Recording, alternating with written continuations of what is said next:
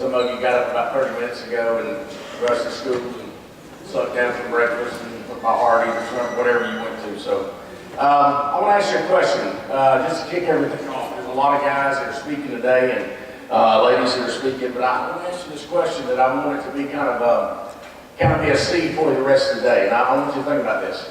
Because at this point in your life, every old guy, now I'm 40, almost 47, and I know that's a fossil to some of you, but I'm incredibly cool for 47, so I just want to make sure you understand that. But here's what I want you to take. Today you're looking at a lot of these speakers, you're going to be thinking, man, they're giving me stuff I'm never going to use. I mean, I'm just trying to get through school. I'm just trying to pass my math test. I ain't really into all this. But for those of you who want to really grasp something, text, I want you to ask yourself this question. If I could do anything in the world I wanted to do, money was no issue and I could not fail, what would I do? I'll say it again. If money was no issue and I could not fail, what would I do? Whatever the answer to that is your dream. Whatever the answer to that is what you go to bed thinking about, is what you wake up in the morning thinking about. Every time you go to career day, every time you have dress for success, the one thing you think about is, man, one day I'm going to do this. One day I want to be here. But if you look at to the point and say, I've got some limitations, I've got some things that I can't get past, I don't make the grade, I don't do that, I'll promise you that within the next 30 minutes, I'm going to show you that anybody in this room can do anything. If you could do anything in the world you wanted to do, money was no issue and you could not fail, what would you do? Many of us we're prone to, money's always an issue. I'm taught that there's a failure. If you play baseball, 3 out of 10 times you get a hit, you go to the Hall of Fame. 7 out of 10 times you fail and you're a star. We're taught that failure is okay, but I want to make sure you understand something. Every successful business, every successful person, every successful dream is built on the foundation of failure. How many of you like Chick-fil-A? Hello, I wish I had one now. Truett Cathy was sitting at his house after a second heart attack recovering. He was hungry, he went into the kitchen. After having his building burnt down and losing his business, he went into his kitchen and fried a piece of chicken, put it between two pieces of bread, and put a few seasonings on it. And that day, recovering from his heart attack, second time, the chicken sandwich was there. And Chick-fil-A began. In his book, it's easier to succeed than to fail. We've been taught it's okay to fail. We've been taught it's okay to be second place. Guys, I want to make sure you understand something. If you're second place, the vision never changes. If you're always behind somebody else, the view's always the same. But I want to ask you, how do you get to that point? How do you get to that point where you rise above and you do some things? Well, there's some things that you need to understand, and I just want to give you some thoughts. I'm not going to preach to you, even though I am one, but I want to give you some thoughts. I want you to think about some things, because I want to tell you something. Where I started out, I shouldn't be standing here talking to you today. I'm not going to tell you about stuff to try to impress you, because there's nothing impressive about me. But I want you to understand something. There are some of you that have got to grab a hold of some things right now, especially if you're seniors. You better grab a hold of some things right now, because if you don't, technology is doubling every 17 months, and people are going to pass you by, and one day you're going to be sitting on the curb watching the crowd go by and wonder what in the world happened. Because, see, nobody else is going to give you a clue. You've got to get your own clue. Nobody's going to give you free lunches. If it's too good to be true, it usually is.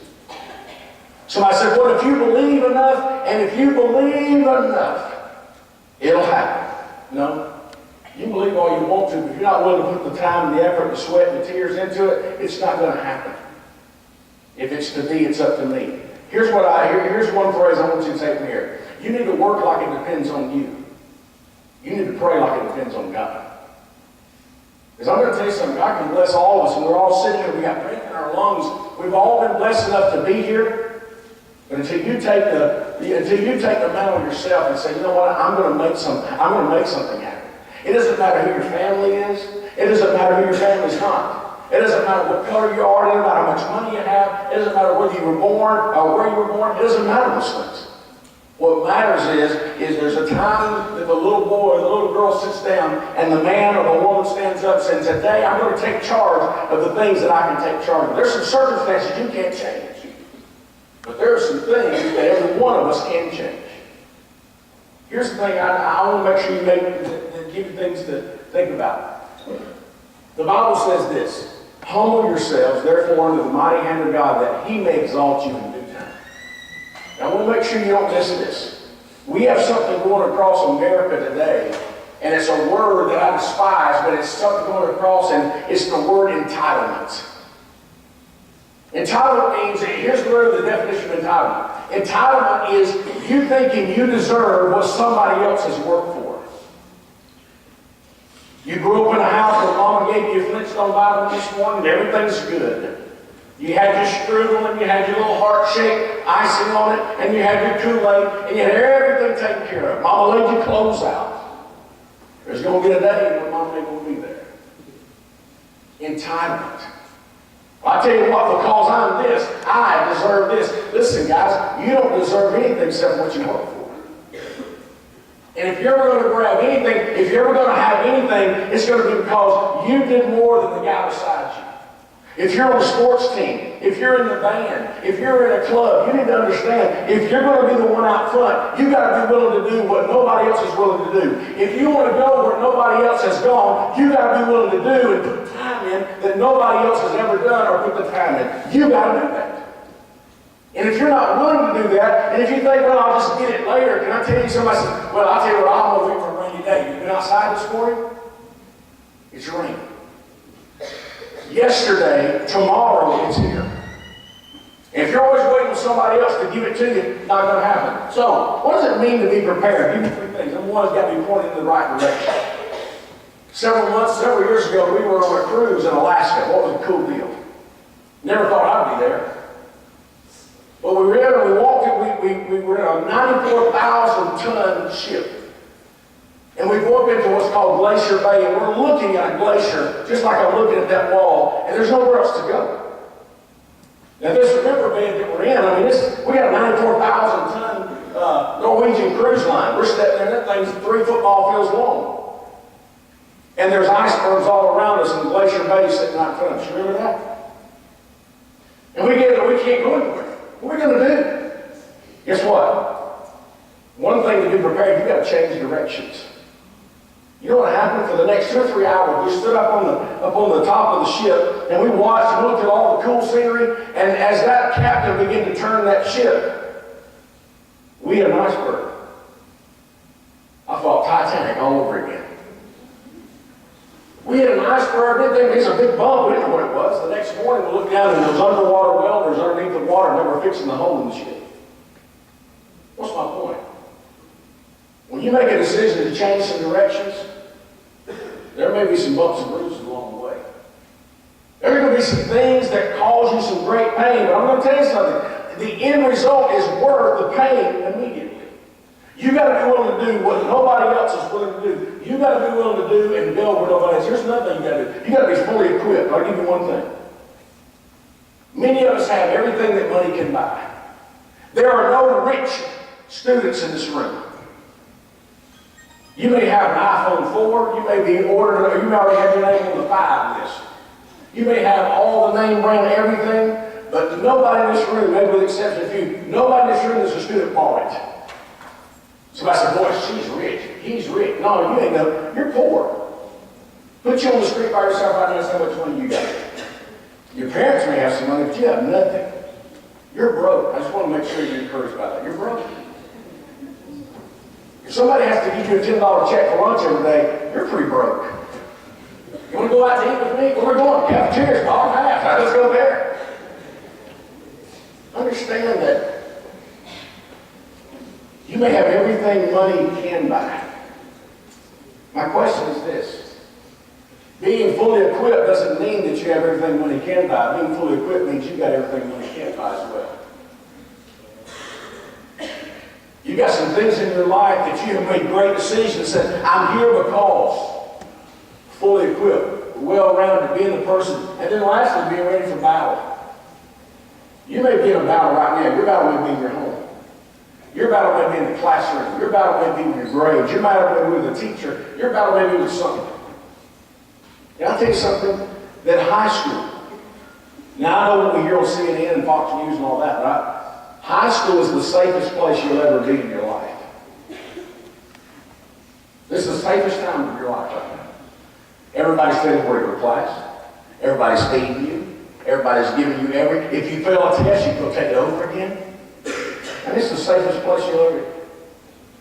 Listen to this. The world desires to have you. And your enemy's in no hurry. He'll fight you. You'll be in a fight from now until the day you draw your last breath. You're going to fight. Somebody said, man, I tell you what, when I was a kid, it was a lot easier. Yeah, because the older you get, the hotter the fire. Don't ever think that something that's going to get easier. Man, I tell you what, if I could just get through this, I'd be fine. Well, not true. Here's the difference. It's the difference between going out in a John boat in Lake Hartwell, that water, and then watching the deadliest catch on TV. Totally different. Two boats, two bodies of water, two totally different circumstances. What I want you to understand is the foundation you're laying now will be the foundation you have at college.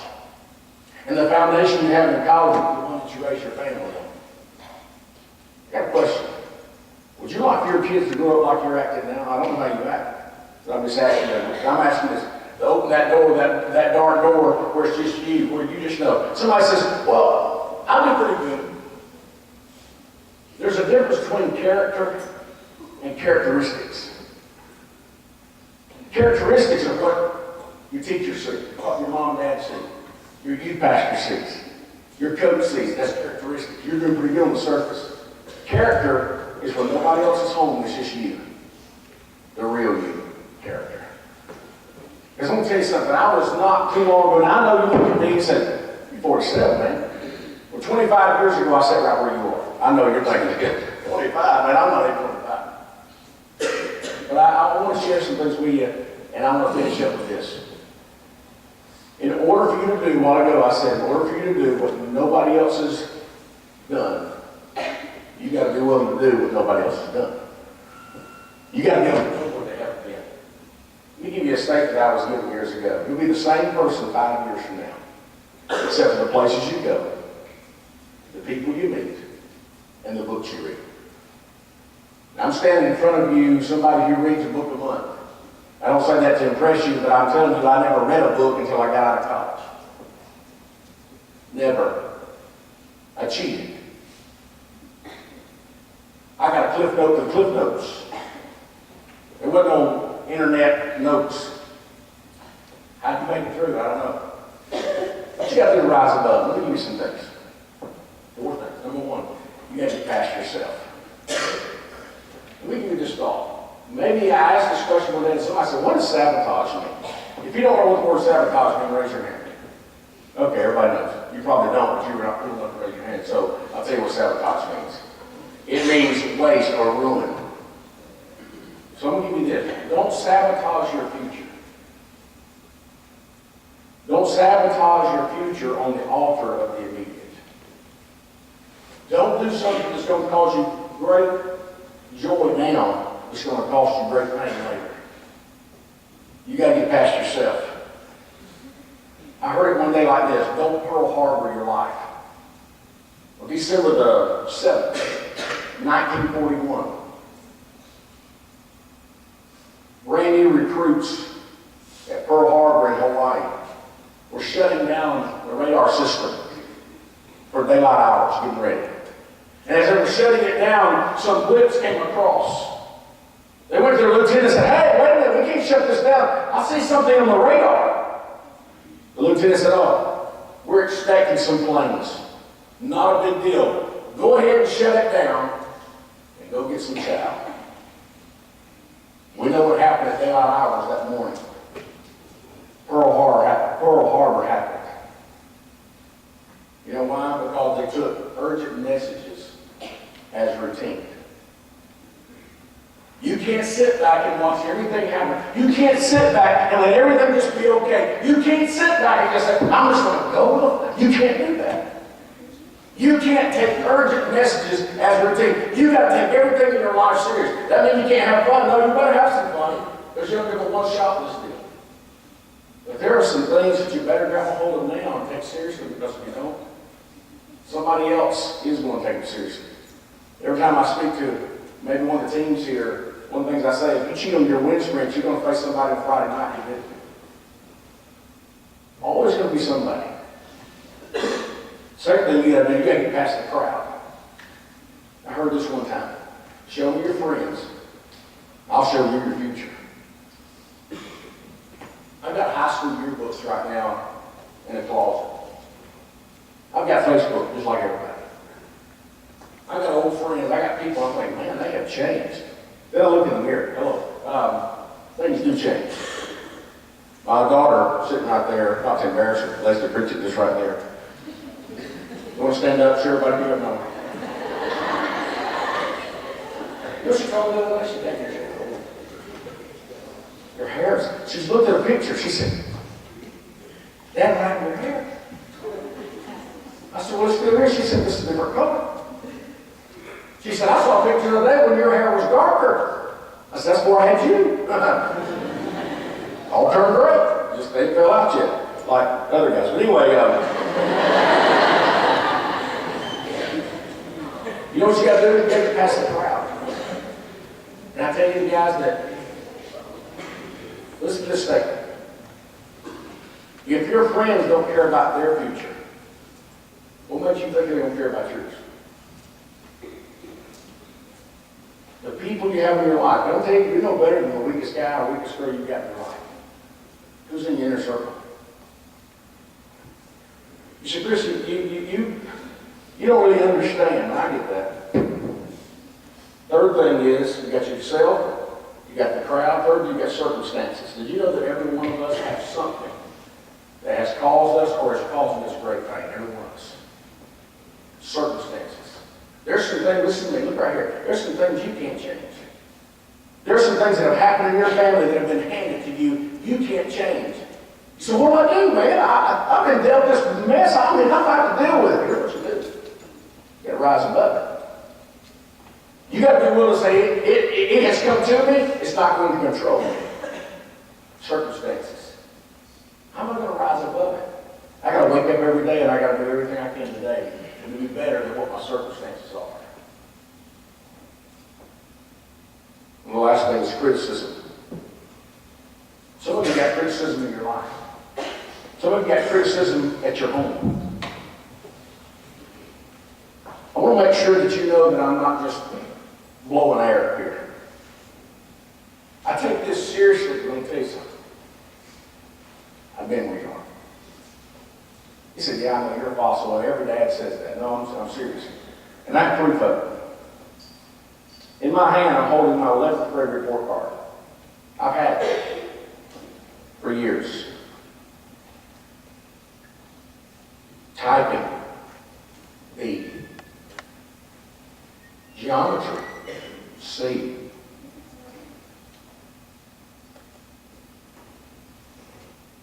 British something. Lit. F. Data processing. C. Chemistry. F. Foreign policy. F. That was my first semester. My second, that was a 1.1 GPA.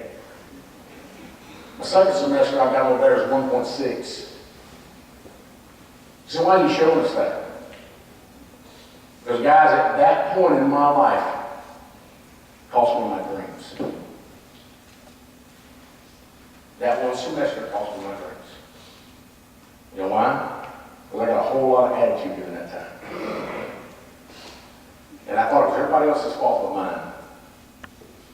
But I'm going to remind you something. It's not where you start, it's where you finish.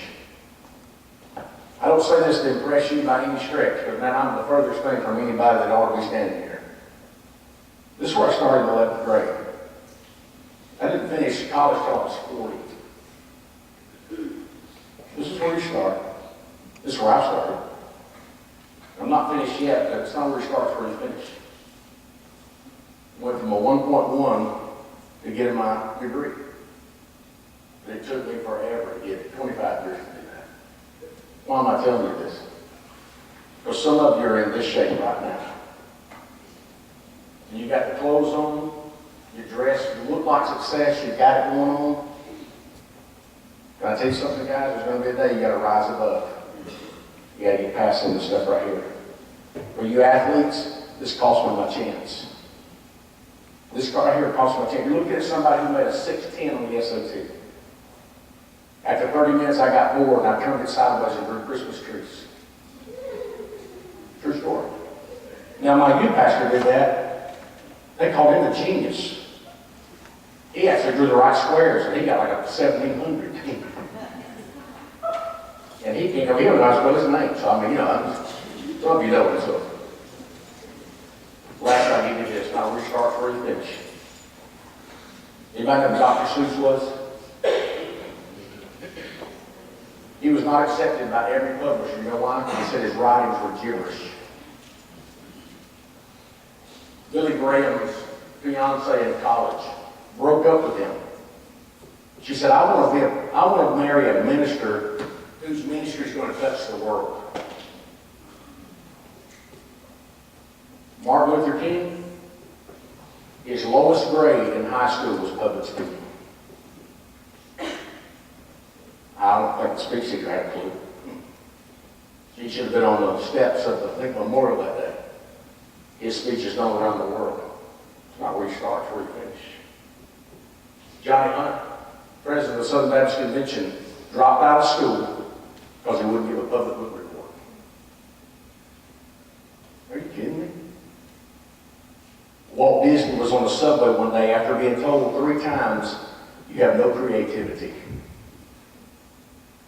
And while he was on the subway, a little mouse went out from under one of the seats.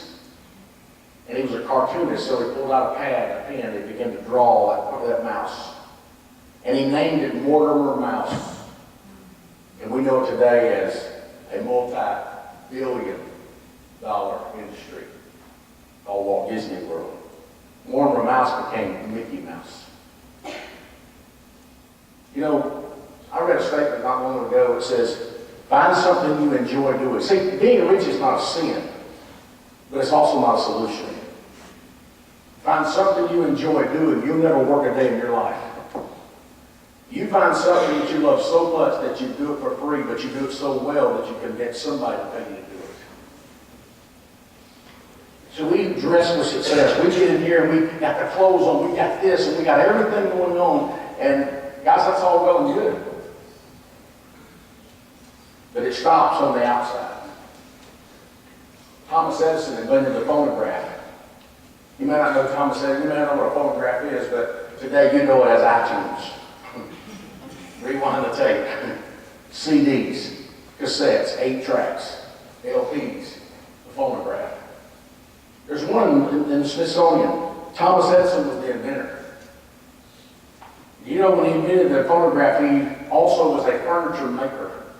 He took the phonograph and he placed it in a wood box, which looked like decoration for most, but for him it was totally different.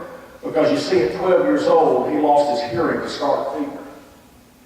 And so if you go to the Smithsonian today, on that phonograph, on that wood box that surrounds the phonograph, are bite marks.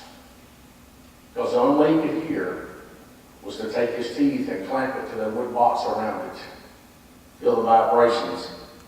He invented the phonograph. He invented the x-ray machine. He was the one that literally took the telephone and made sound come through it with a tube, a metal tube. It's not how you start, it's how you finish. We're dressed for success. We got it all looking good. We do all the stuff that everybody's telling us to do. You know,